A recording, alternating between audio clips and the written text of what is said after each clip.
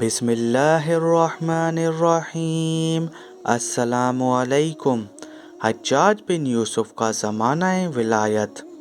حجاج بن یوسف ثقافی جواہرات کے ولی بنا اور اس نے اپنی ولایت میں ظلم و طغیان، جبر و تشدد اور ناانصافی کا بازار گرم کیا تو حضرت حسن بصری رحمۃ اللہ علیہ کا نام تو ان چند لوگوں میں سر فہرست آئے گا جنہوں نے حجاج جیسے ظالم کی طاقت سے لوہا لیا اور لوگوں کے درمیان اس کے فال سیاہ کی کلائی کھولی اور اس کے روبرو کھڑے ہو کر حق بات کہنے سے گریز نہیں کیا۔ تو حجاج نے مقام واسط میں ایک عالیشان مکان تیار کروایا۔ جب محل کی تعمیر مکمل ہو گئی تو اس نے لوگوں میں اعلان کروایا کہ سحر و تفریح کے لیے اس محل کو دیکھنے جائیں اور برکت کی دعا کریں، اور حضرت حسن بصری رحمۃ اللہ علیہ نے